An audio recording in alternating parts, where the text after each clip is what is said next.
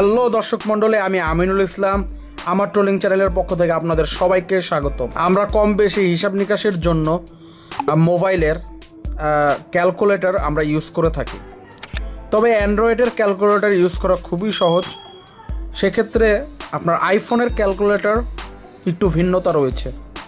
So আজ আমি দেখাবো আইফোনের একটা ক্যালকুলেটরের টিপস অ্যান্ড ট্রিক্স।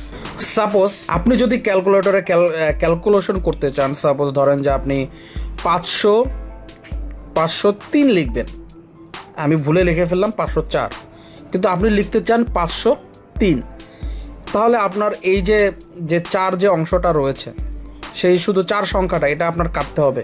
কিন্তু আইফোনে আপনি যদি কাটতে চান তাহলে সিতে আপনার ক্লিক করতে হবে। সিতে ক্লিক করলে দেখেন চলে গেছে সব, মানে পুরো সংখ্যাটাই মুছে গিয়েছে, 504ই মুছে গিয়েছে। সো আজ আমি দেখাবো এমন একটা টিপস অ্যান্ড ট্রিক্স, যেটা হলো যে আপনি শুধু একটি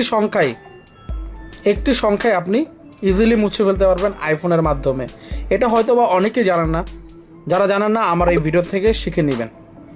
সো ভিডিওটি শুরু করার আগে আপনাদের কাছে রিকোয়েস্ট, যদি আপনি আমার চ্যানেলে নতুন হয়ে থাকেন অবশ্যই চ্যানেলটি সাবস্ক্রাইব করে দিবেন এবং পাশে থাকা বেল বাটনটি ক্লিক করে দিবেন, যাতে করে আপনি আমার চ্যানেলের নতুন ভিডিওগুলোর আপডেট পেতে পারেন। সো কথা না বাড়িয়ে চলে যাই মূল ভিডিওতে।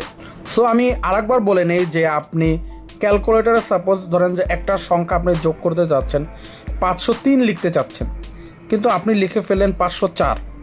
এই যে 4 যে সংখ্যাটা আছে সেটা শুধু একটি সংখ্যা আপনি মুছতে চান, কিন্তু আইফোনে যদি একটি সংখ্যা মুছতে চান তাহলে আপনি যদি আইফোনে এই সংখ্যাটি মুছতে চান তাহলে আপনার সি বাটনে ক্লিক করতে হবে। সি বাটনে ক্লিক করলে দেখেন আপনার পুরো যে 3 সংখ্যাটা 504 পুরোটাই মুছে গিয়েছে। সো আমি আজকে দেখাবো যে আপনি আইফোনে কিভাবে আপনি যে সংখ্যাটা মুছতে চান, সাপোজ ধরেন যে এই 4 সংখ্যাটা মুছতে চান, সেটা কিভাবে মুছে ফেলবেন। তাহলে শুরু করা যাক। আপনার যে আইফোনের যে ক্যালকুলেটরটি রয়েছে সেই ক্যালকুলেটর অ্যাপটি ওপেন করবেন। সো আমি আমার ক্যালকুলেটরটি ওপেন করে নিলাম। এখন আমি একটি সংখ্যা লিখব।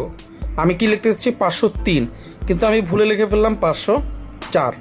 সো আমি এই 4 সংখ্যাটি মুছে ফেলবো।